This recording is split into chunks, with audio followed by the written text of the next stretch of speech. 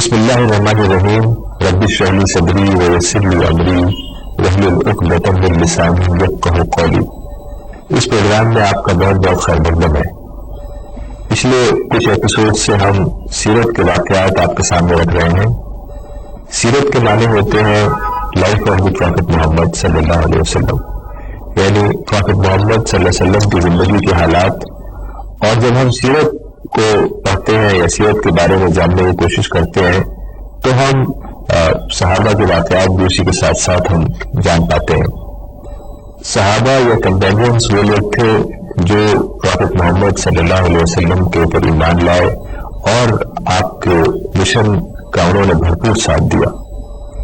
جب ہم سیرت پڑھتے ہیں یعنی رسول اللہ صلی اللہ علیہ وسلم کی زندگی کے حالات پڑھتے ہیں یا اس کی جانکاری حاصل کرتے ہیں اور صحابہ کے حالات دیکھتے ہیں اور ان کی قربانیوں کے بارے میں پڑھتے ہیں تو ہمیں یہ پتہ چلتا ہے کہ رسول اللہ کا مشن کیا تھا، صحابہ کا مشن کیا تھا، اور اس سے ہمیں ایک موٹیویشن ملتا ہے کہ ہم بھی اسی طریقے سے جو پروفٹ کا طریقہ تھا، جو صحابہ کا طریقہ تھا، اس پر چلیں اور دنیا اور آخرت میں ہم کامیابی حاصل کریں۔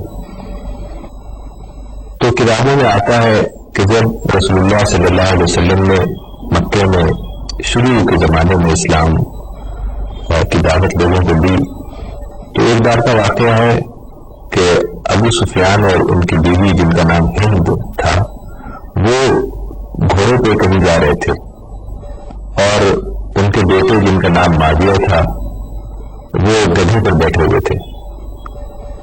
تو تھوڑے دور جا کر ابو سفیان نے دیکھا کہ سامنے سے حضرت محمد صلی اللہ علیہ وسلم آ رہے ہیں۔ تو ابو سفیان نے اپنے بیٹے معاویہ سے کہا کہ تم اتر جاؤ اور رسول اللہ کو اس پر بیٹھنے دو۔ تو معاویہ اتر گئے اور پروفیٹ محمد صلی اللہ علیہ وسلم اس گدھے پر بیٹھ گئے۔ تو کچھ دیر تک رسول اللہ ابو سفیان اور ان کی وائف کے ساتھ آگے گئے تو رسول اللہ نے اس وقت کہا کہ اے ابو سفیان، اے ہند، خدا کی قسم یقیناً تم کو ایک دن مرنا ہے، پھر تم دوبارہ زندہ کیے جاؤ گے، پھر جو نیک ہوگا، جو رائچیس ہوگا وہ جنت میں جائے گا اور جو ایول ہوگا وہ جہنم میں جائے گا، جو وکٹ ہوگا وہ جہنم میں جائے گا۔ تو اس طرح کی کچھ باتیں رسول اللہ نے ابو سفیان اور ہند سے کی اور اس کے بعد آپ اس گدھے سے اتر گئے اور کہیں آگے چلے گئے۔ تو ابو سفیان کی بیوی نے کہا کہ آپ نے کیا اسی جادوگر کے لیے میرے بیٹے کو سواری سے اتارا تھا؟ تو ابو سفیان نے کہا کہ خدا کی قسم وہ جادوگر نہیں ہے۔ تو اس طریقے کے واقعات ہمیں کتابوں میں ملتے ہیں کہ شروع کے زمانے میں رسول اللہ صلی اللہ علیہ وسلم نے ایک ایک کر کے لوگوں کو قرآن کے بارے میں بتایا، اسلام کے بارے میں بتایا، تو آہستہ آہستہ لوگ مکہ کے اسلام میں داخل ہونے لگے۔ لیکن اسی کے ساتھ ساتھ چونکہ قریش رسول اللہ کے خلاف ہو گئے تھے، اسلام کے خلاف ہو گئے تھے، تو قریش کے لوگ طرح طرح سے ان لوگوں کو ستانے لگے جو اسلام قبول کرتے تھے۔ ایک واقعہ کتابوں میں آتا ہے کہ ابو جہل کی ایک خادمہ تھی، میڈ تھی، جن کا نام سمیہ تھا۔ یہ ایک سلیو تھی اور ابو جہل کے ہاں میڈ کے طور پر کام کرتی تھی۔ تو سمیہ نے اسلام قبول کر لیا۔ تو جب ابو جہل کو پتہ چلا کہ سمیہ نے اسلام قبول کیا ہے تو سمیہ کو ابو جہل نے ایک کھمبے سے باندھ دیا اور کہا کہ محمد کے دین کو چھوڑ دو ورنہ میں اسی حالت میں تمہیں باندھے رکھوں گا۔ تو سمیہ نے کہا کہ میں محمد کے دین کو نہیں چھوڑوں گی۔ تو ابو جہل نے کوڑے مارنے شروع کیے، یہاں تک کہ ان کی حالت بہت خراب ہو گئی، تقریباً فینٹ ہو گئی۔ تو یہ بات ابو بکر کو پتہ چلی، حضرت ابو بکر کو پتہ چلی تو وہ فوراً آئے اور ابو جہل سے کہا کہ تم سمیہ کو میرے حوالے کر دو اور جو قیمت تم کہو کہ میں تمہیں دینے کے لیے تیار ہوں۔ اس زمانے میں جو غلام ہوتے تھے یعنی سلیبس، ان کی خرید و فروخت ہوتی تھی، تو چونکہ سمیہ غلام تھی اس لیے حضرت ابوبکر نے ابو جہل کو یہ آفر دیا کہ میں خریدنے کے لیے تیار ہوں، سمیہ کو تم میرے حوالے کر دو اور ان کو اذیت نہ پہنچاؤ۔ تو حضرت ابوبکر نے کہا کہ میں 100 دینار دینے کے لیے تیار ہوں، لیکن ابو جہل اس پہ راضی نہیں ہوا۔ تو حضرت ابوبکر نے کہا کہ میں 150 دینار دینے کے لیے تیار ہوں، پھر بھی ابو جہل راضی نہیں ہوا۔ تو حضرت ابوبکر نے کہا کہ تم جو بھی قیمت مانگو میں وہ قیمت دینے کے لیے تیار ہوں۔ حضرت ابوبکر نے پہلے بھی کئی غلاموں کو آزاد کیا تھا، تقریباً 6 غلاموں کو آزاد کیا تھا، چونکہ جب غلام اسلام قبول کرتے تھے تو جو ان کے آقا ہوتے تھے، جو ماسٹر ہوتے تھے، وہ ان کو طرح طرح کی اذیت دیتے تھے۔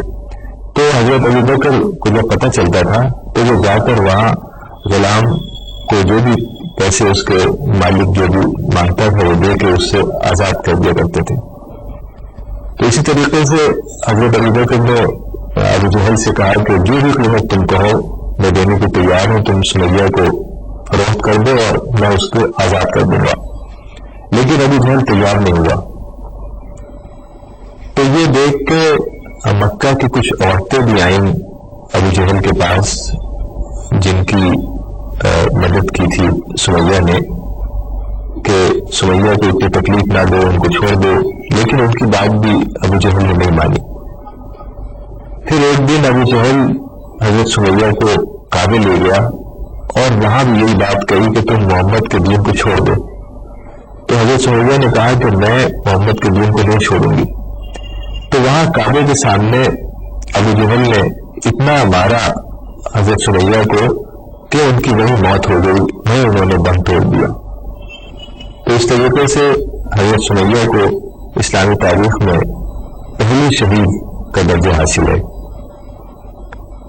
مکہ میں 2 لوگ تھے جن کے اندر بہت ہی لیڈرشپ کی کوالٹیز تھیں، بہت ہی صلاحیت والے تھے، بہت زبردست تھے۔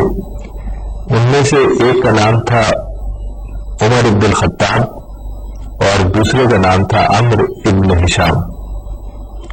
تو رسول اللہ صلی اللہ علیہ وسلم نے ایک بار دعا کی تھی، اللہم اید الاسلام بعہد الامرین، کہ اے اللہ ان دونوں عمر میں سے ایک عمر کے ذریعے اسلام کی تائید کر، اسلام کی سپورٹ کر۔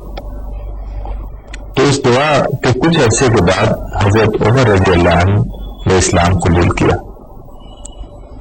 تو شروع کے زمانے میں حضرت عمر پروفیٹ محمد صلی اللہ علیہ وسلم کے بہت خلاف تھے، اسلام کے بہت اگینسٹ تھے، بلکہ ایک بار کا واقعہ ہے کہ وہ اپنے گھر سے تلوار لے کے نکلے اس ارادے سے کہ محمد صلی اللہ علیہ وسلم کا قتل کر دیں۔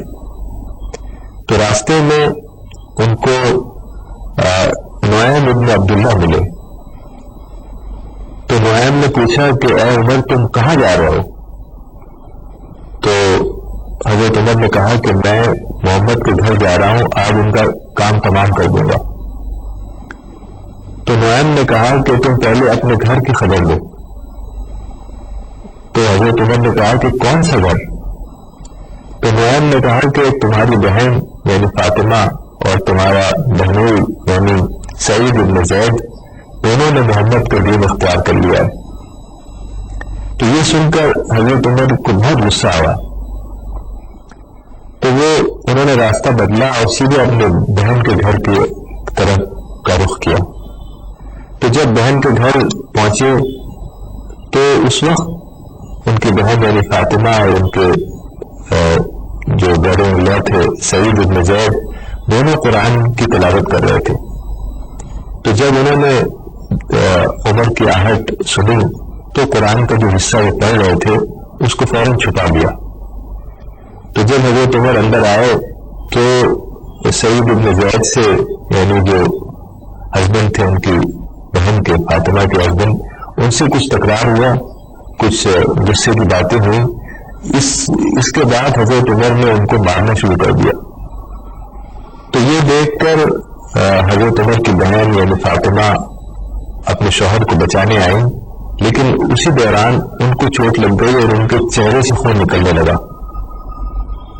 تو حضرت عمر کی بہن نے کہا کہ اے خطاب کے بیٹے، تم کو جو کچھ کرنا ہے کرو، اب ہم نے اسلام قبول کر لیا ہے.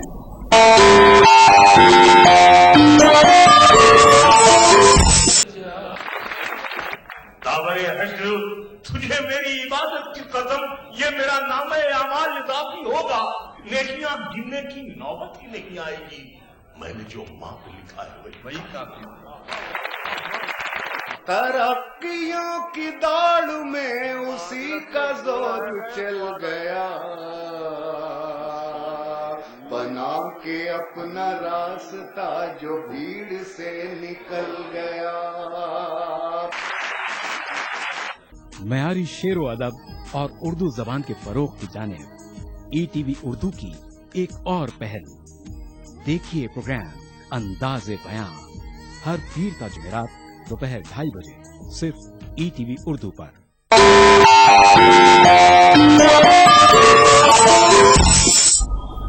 تو حضرت عمر کی بہن نے کہا کہ اے خطاب کے بیٹے، تم کو جو کچھ کرنا ہے کرو، اب ہم نے اسلام قبول کر لیا ہے.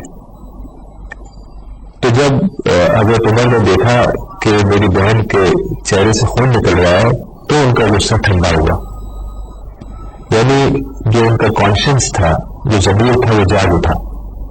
تو وہ بولے کہ یہ تم کیا چیز پڑھ رہے تھے، ذرا مجھے بھی دکھاؤ. تو ان کی بہن نے ڈرتے ہوئے قرآن کا وہ حصہ جو کاغذ پہ شاید لکھا ہوا تھا، جو اس زمانے میں قرآن اس طریقے سے نہیں تھا جیسے ہمارے پاس آج چھپا ہوا پوری مکمل ایک باؤنڈیڈ والیوم کے صورت میں ہوتا ہے.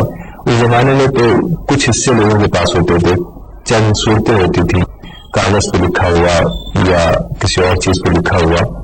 تو انہوں نے وہ کاغذ کا ٹکڑا حضرت عمر کے سامنے رکھ دیا. تو وہ سورۃ طٰہٰ کی کچھ آیتیں تھیں. تو جب حضرت عمر نے اس کو پڑھنا شروع کیا تو ایک ایک آیت ان کے دل میں اترتی گئی. تو کچھ دیر کے بعد یہ بولے کہ ما احسن ھذا الکلام و اکرمہ، کہ کتنا اعلیٰ اور کتنا اچھا یہ کلام ہے. تو اسی وقت وہ گھر سے نکلے اور سیدھے رسول اللہ صلی اللہ علیہ وسلم کے گھر کی طرف روانہ ہوئے. تو اس وقت پروفیٹ محمد صلی اللہ علیہ وسلم صفا پہاڑی پہ جو دارالارقم تھا، ارقم کا جو گھر تھا، وہاں پر موجود تھے. اس وقت کئی اور لوگ، کئی اور صحابہ وہاں تھے. حضرت حمزہ بھی اس وقت وہاں تھے. تو جب حضرت عمر پہنچے اور انہوں نے دروازہ کھٹکھٹایا تو اندر سے لوگوں نے جھانک کے دیکھا کہ حضرت عمر کھڑے ہیں اور ان کے ہاتھ میں تلوار بھی ہے. تو لوگ ڈر گئے، چونکہ لوگوں کو معلوم تھا کہ حضرت عمر رسول اللہ کے خلاف ہیں، وہ کس نیت سے آئے ہیں. تو لوگ ڈر گئے، لیکن رسول اللہ نے کہا کہ ان کو اندر آنے دو. تو جب حضرت عمر اندر آئے گھر میں تو رسول اللہ صلی اللہ علیہ وسلم نے ان کی چادر کو پکڑا اور کھینچا. کہا کہ اے ابن خطاب، کیا چیز تم کو یہاں لائی ہے؟ مجھے ڈر ہے کہ کہیں تم اپنی روش کو نہ بدلو اور اللہ تعالیٰ کا کوئی عذاب تمہارے اوپر آ جائے. تو حضرت عمر نے کہا کہ اے محمد، میں اس لیے یہاں آیا ہوں کہ اللہ اور اس کے رسول پر ایمان لاؤں اور اس چیز کا اقرار کروں جو آپ اللہ کے یہاں سے لائے ہیں. تو یہ سن کر رسول اللہ صلی اللہ علیہ وسلم نے بلند آواز میں اللہ اکبر کہا.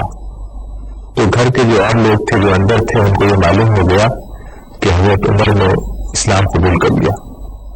تو اس کے بعد حضرت عمر ابن الخطاب کعبے میں آئے اور سب کے سامنے، قریش کے لیڈرز وہاں موجود تھے، ان کے سامنے یہ اعلان کیا کہ میں نے آج اسلام قبول کیا ہے.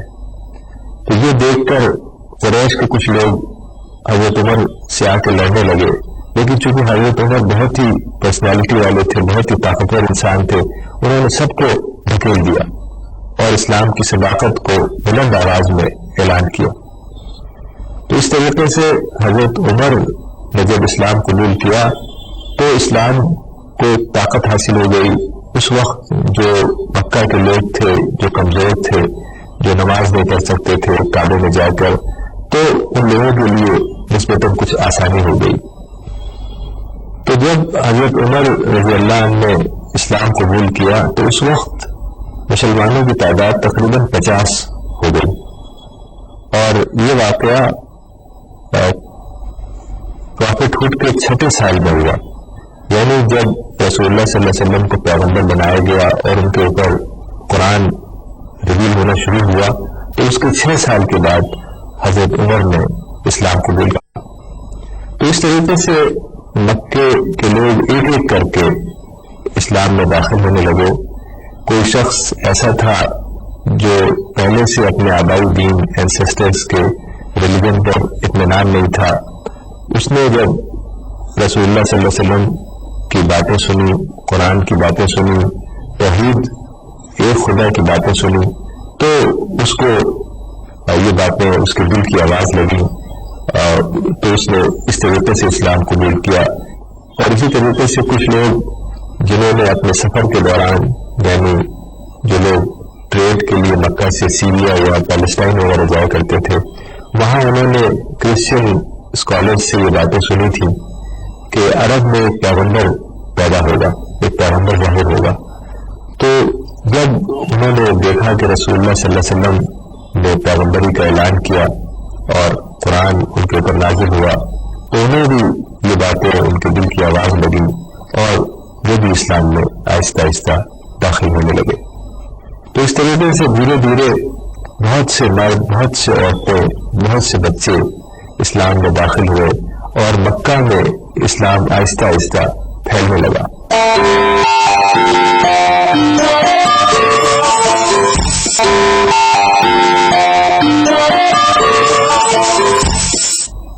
تو شروع میں 3 سال تک رسول اللہ صلی اللہ علیہ وسلم نے اسلام کی باتیں، قرآن کے میسج کو مکے کے لوگوں تک خاموشی سے انفرادی طور پر پہنچایا، یعنی انڈیویجول لیول پر قرآن کی باتیں، اسلام کی باتیں لوگوں کو بتائیں۔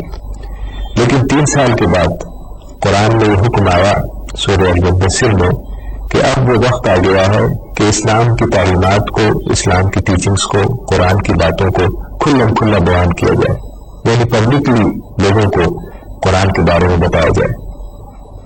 تو جب رسول اللہ صلی اللہ علیہ وسلم نے قرآن کی تعلیمات پبلکلی دینی شروع کی تو وہاں کے جو مشرکین تھے، یعنی قریش ٹرائب جو مکہ کا سب سے طاقتور ٹرائب تھا، جس کو مکہ کی سرداری حاصل تھی، وہ اگینسٹ ہو گیا، وہ آپ کے خلاف ہو گیا، اور طرح طرح کی پریشانی، طرح طرح کی مصیبت، طرح طرح سے ستانے لگے۔ جو لوگ اسلام قبول کرتے تھے ان کو پریشان کرنے لگے، طرح طرح سے ان کو تکلیفیں دینے لگے۔ تو اس وقت جو صحابہ تھے، پروفٹ کے ساتھی جو تھے، انہوں نے کہا کہ ہم قریش سے لڑیں گے۔ تو پروفٹ محمد صلی اللہ علیہ وسلم نے کہا کہ نہیں، ہمیں لڑنے کا حکم نہیں دیا گیا، یعنی انہوں نے اعراض کیا، ایوائڈ کیا اور اپنے مشن کو پازیٹیو انداز میں آگے بڑھانے کی کوشش کی۔ تو جب قریش نے دیکھا کہ رسول اللہ صلی اللہ علیہ وسلم نے پبلکلی اپنا مشن شروع کیا ہے اور لوگ آہستہ آہستہ اسلام میں داخل ہو رہے ہیں، تو ان کو بہت پریشانی ہوئی، اور وہ سب مل کر ان کے جو لیڈر تھے وہ ابو طالب کے پاس آئے۔ ابو طالب رسول اللہ کے انکل تھے اور ان کی سپورٹ کی وجہ سے حضرت محمد صلی اللہ علیہ وسلم کو وہاں کام کرنے کا موقع مل رہا تھا۔ تو سارے قریش کے لیڈرز، جن میں سے کچھ لوگوں کے نام یہ ہیں: عتبہ، شیبہ، ابو سفیان، ابو البختری، الاسود، ابو جہل، الولید، العاص وغیرہ، سب مل کر ابو طالب کے پاس آئے اور کہا کہ آپ کے بھتیجے نے ہمارے یہ بہت مصیبت پیدا کر رکھی ہے، ہمارے دین میں عیب نکالا ہے، ہمارے جو بڑے ہیں، جو بزرگ ہیں، جو انسسٹرز ہیں، ان کو بیوقوف کہا ہے اور ہمارے بزرگوں کو گمراہ بتایا ہے۔ تو ہم چاہتے ہیں کہ آپ فوراً ان کو روکیں اس کام سے، اگر آپ نے ایسا نہیں کیا تو ہمیں ان کو ٹھیک کر دیں گے۔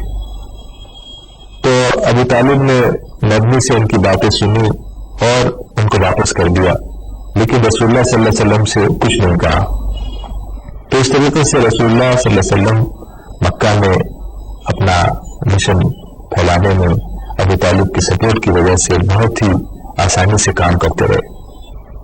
تو آج اتنا ہی. انشاءاللہ اگلے ایپیسوڈ میں حضرت محمد صلی اللہ علیہ وسلم کی زندگی کے کچھ اور واقعات اور حالات آپ کے سامنے رکھیں گے اور دیکھیں گے کہ اس میں ہمارے لیے کیا سبق ہے اور کیا رہنمائی کا سامان ہے. وآخر دعوانا ان الحمد للہ رب العالمین.